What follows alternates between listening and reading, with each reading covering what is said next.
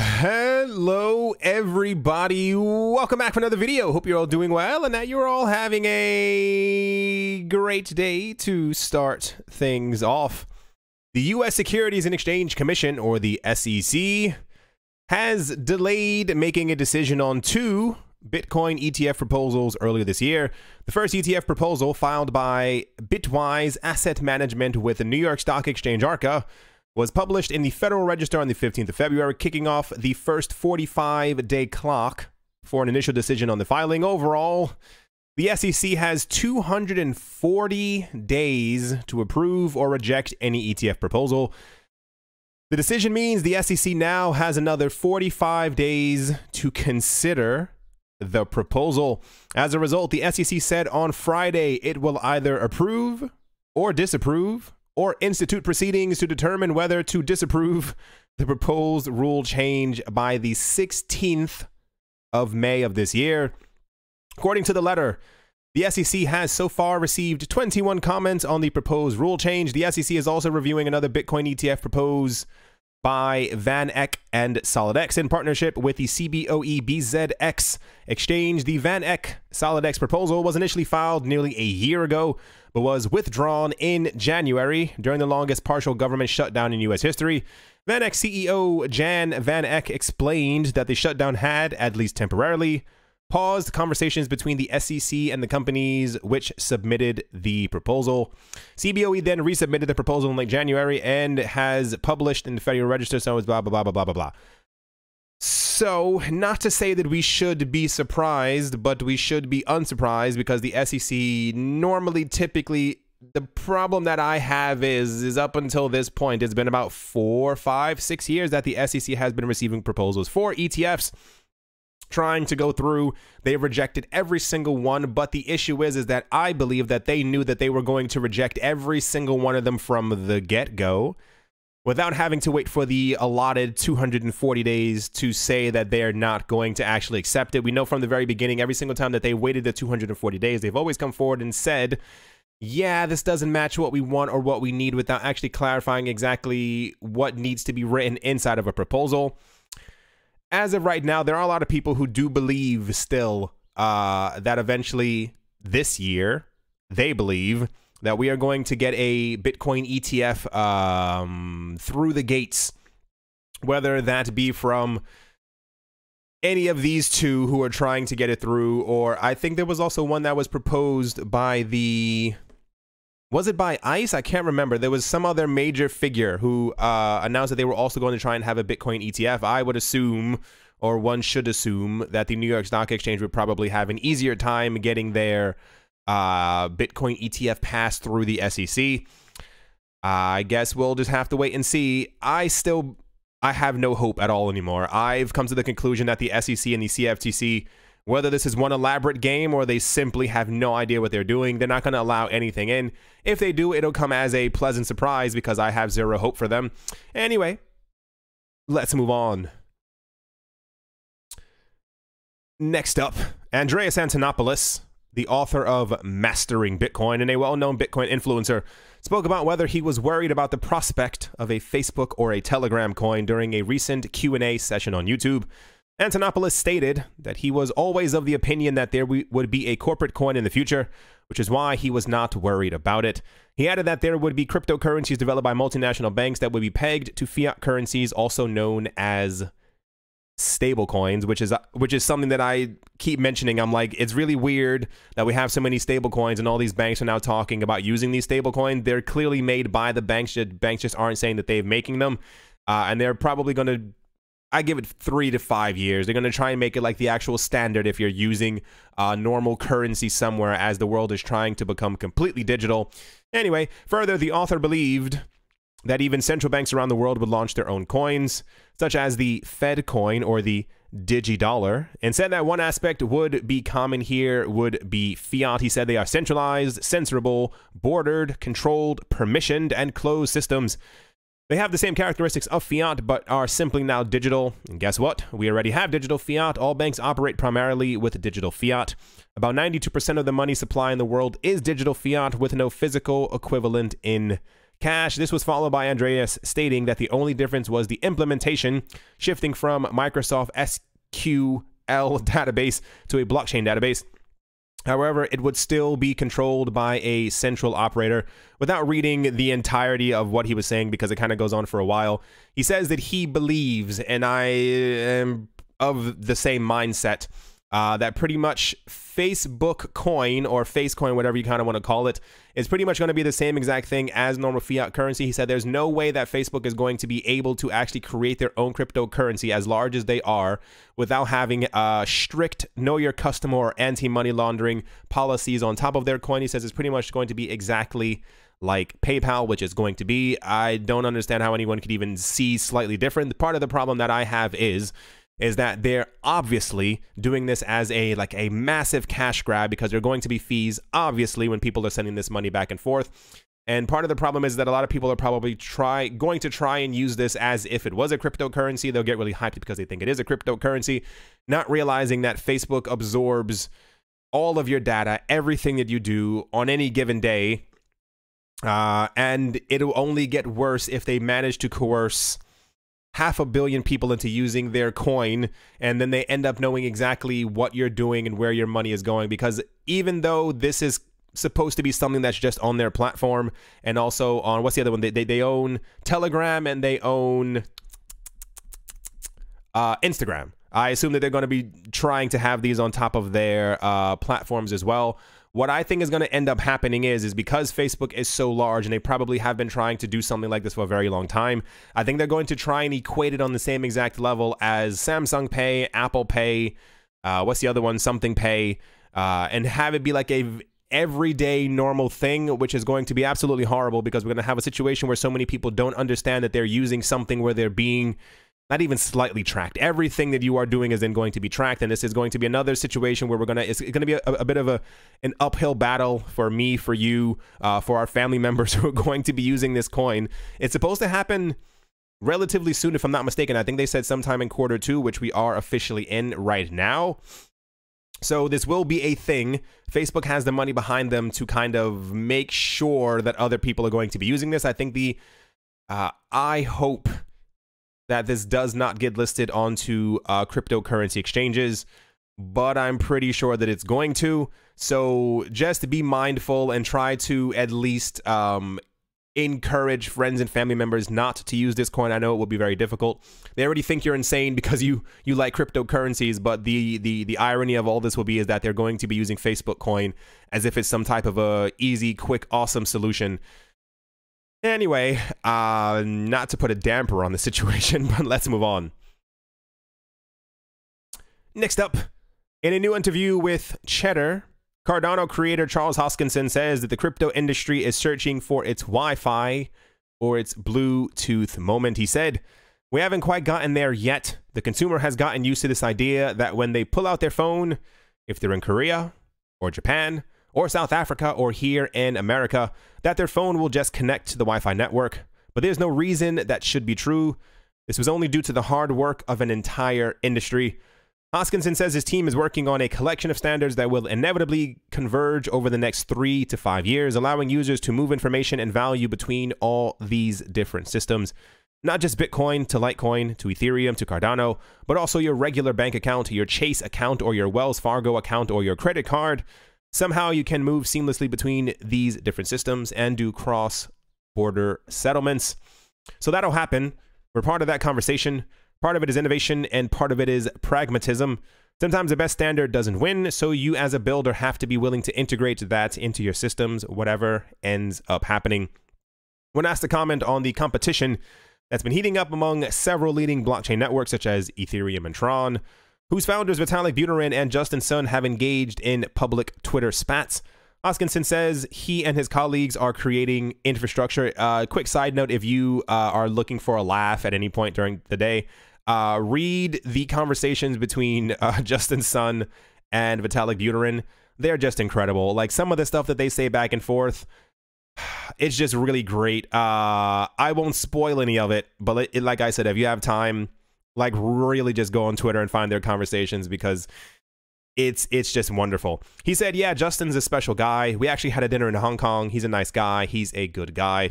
Just like the trains and planes and the roads you drive on, the power plants we build, these things are going to be around ultimately for a very long time. So it's not about who's first to market or how quickly can we upgrade something. It's about what's fit for purpose, and not fit for purpose for just a few thousand people, but for 7 billion people. So we have a very global, oh my gosh, okay, there's a lot of words here. Right, the future is bright for Cardano. I have a lot of hope for Cardano, and I guess for Hoskinson as well.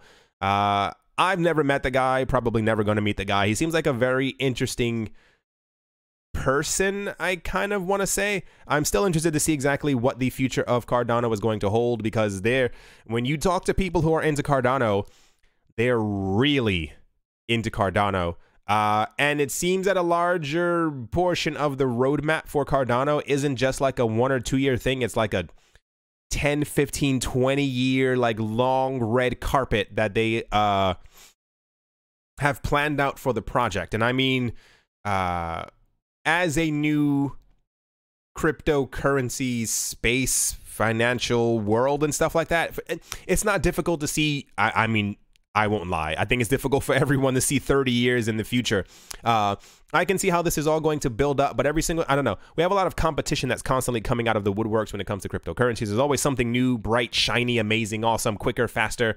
But yeah, I wonder if, and I don't mean this as like a mean or rude thing. I mean just like realistically, like what the future of EOS, Cardano, Tron, Steam, Digibyte, Tezos, all these coins over the next like 10 years is going to be. Like, these are all the new coins because they're the current new coins, but we've also had situations before where we had other coins that were the 2.0 coins who've also been usurped in their position because someone else came out with a brighter, newer, shinier thing. Anyway, I just always wonder about the future of cryptocurrencies and exactly which ones are going to make it. It would be kind of cool to know, but I guess that would take out, that would take out part of the fun.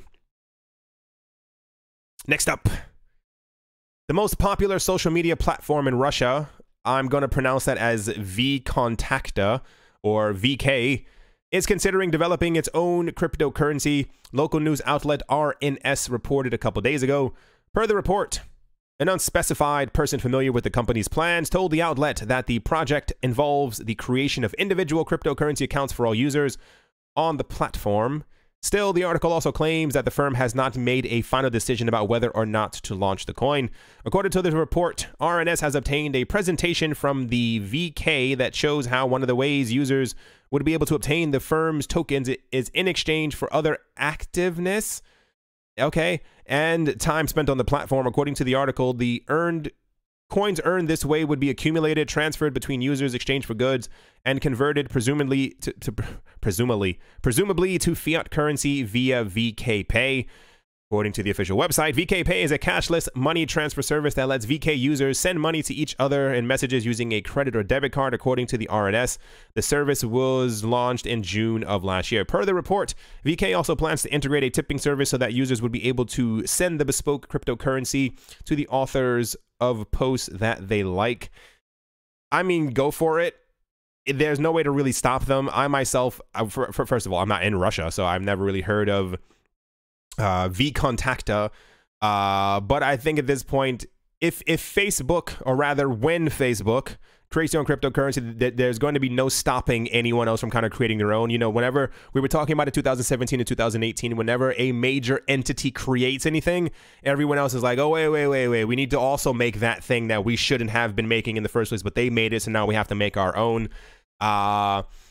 Let's see how it goes. When you talk about Andreas Antonopoulos and the stuff that, remember I was saying before that all these things were kind of precursed, isn't the word, prophesized, I guess you can kind of say. One of the things that Andreas Antonopoulos was talking about was like major companies and institutions and all these other things making their own cryptocurrencies.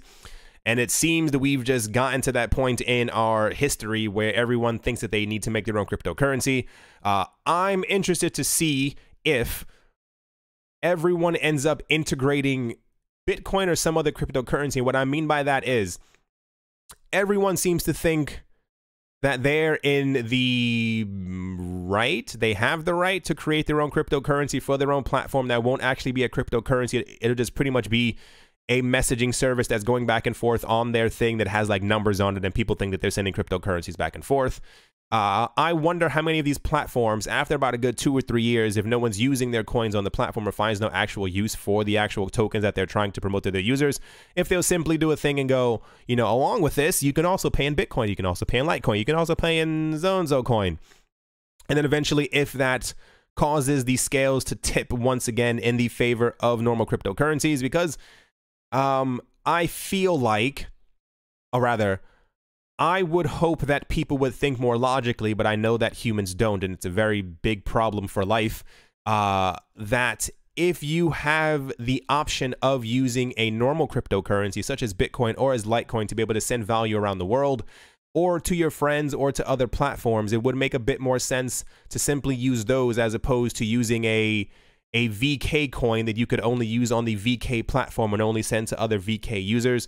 Like I said, you logically, one would assume, hey, let's all just use Litecoin or EOS or Bitcoin for everything, because not only can I send it on this platform, but I can also send it to my friends and my family and pay for groceries, as opposed to just, I'm sorry, I'm rambling. I was actually looking at the sky as I was saying all of that, and this is why I kind of trailed off.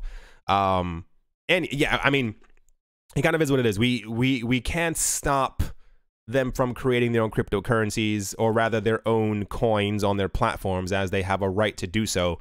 But we're getting into another situation where prices are going to go crazy, whether it be this year or next year or the year after. And we don't need 10,000 different cryptocurrencies. Just my personal opinion on the matter. Let's move on.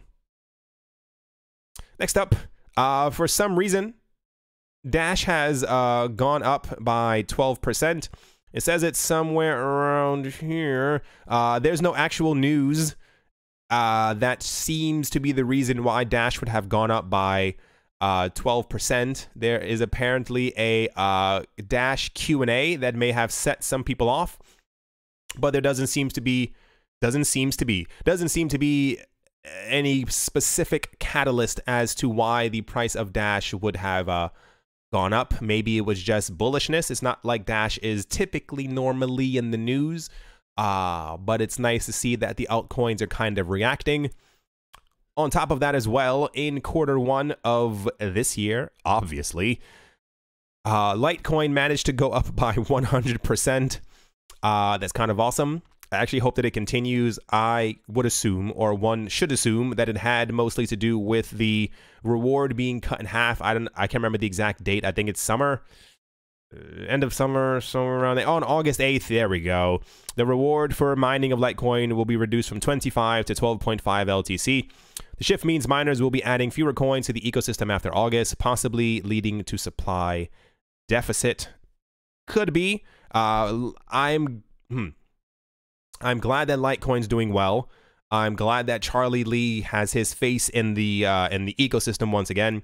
I hope that he continues to deliver on what he says. I mean, to be fair, we do have 9 months left, but he said at the beginning of this year that he was working on, I think it was ZK Snarks, and also the possible implementation of Mimblewimble on top of Litecoin. I think that would be great. He's trying to have private transactions on top of Litecoin as like a you can or you cannot do. So if you want to send them privately, you can. If you decide to send them as a normal transaction, you can also do that. I think that would be a nice amount of spice on top of Litecoin that would kind of set it apart from other coins. But I mean, going up 100% as other coins weren't really doing as well is kind of nice. And like I said earlier, we are at the end of Q1. It was an interesting Q1. I mean, the rumor is now, and I would not be upset with any of you if you plugged your ears up for this. The idea is, I don't know if they have a chart over here. No. That typically April historically has been a very good month for the cryptocurrency space. They don't have a chart on this one. I can't remember where I saw it either. They were showing that every April, my gosh, every April in the cryptocurrency space prices have tended to go up anywhere from 22, 23, 24, 45%. It was always a little large spike up. It was always in April. Everyone's saying Bitcoin managed to pass by that all important 4,100. It stayed above it. And therefore, we could be in the mood. No, we could be poising ourselves for potential gains. The other news right now is, for those who are looking at the screen, Bitcoin has exactly 50 up. Just changed. Bitcoin had exactly 50% dominance. Back again. Anyway, that's going to happen about 35,000 times while I'm making this video. Everyone is very expectant that the altcoins are going to do very well, because typically the way that history has been is that whenever Bitcoin goes up by a tiny bit, altcoins tend to move. But what's happening right now is that Bitcoin is trending sideways on most days, but altcoins are actually reacting to breezes. Like, you know, someone can throw an apple and the prices go up. So I mean, it's nice. It's nice to see. Someone was upset yesterday that I said that Bitcoin isn't moving, because they were like that Bitcoin was at 3,700 and now it's at like almost 4,200. That's still not moving for me. I mean, like, I want like old school Bitcoin movements. I want, like, you wake up in the morning and Bitcoin's up by 18%. You go brush your teeth, it's down by 28%. Like I miss the old movements. We may never get them back again. I just miss the almost having a heart attack as I'm looking at Bitcoin's price moments. I think that's going to do it for this video. Nice start to the month so far. Let's hope this continues. Nothing seems to be, I mean, you know, everything's moving up. Trying not to jinx it or hold my breath at the exact same time. Hope you all enjoyed. Hope you all are having a great day, a great morning, a great afternoon, a great evening.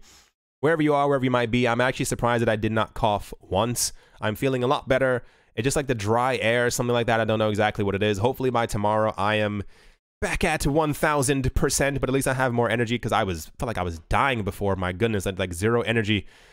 Sleeping all day. Not that any of you needed to know that or cared to know that. I just like sharing. Why not? As always, a very special thank you to my Patreon supporters. They are Vlad the Impaler, Gil Boa Snake, Rai, Brady Niels, L. Doug, Arthur, Yaku, Professor Wally from Gunbot University, Nick Mangialavori, Travis Haynes, Yasha Harari, Anthony Charles, Nick Kanaya, singer-songwriter Mike Savitz, Wise Night Owl, Joey Carafa, Crypto Joe, Jim Gardner, Jared Schneider, Jeremy Fox, Amy Starsheen, Richie Rich III, Jeffrey Ramsey, Cody, Carl Birchenoff, Paxis, Jeffrey Dam, Nicholas, One Earth, One Piece, One Love, Setsuna, Minting Coins, Cryptonic, RF Dusty, Shaolin Fried Rice.com, and Crypto Artist Coldy3D.com. Thank you all very, very much for your generosity. And yeah, I'll talk to you all soon.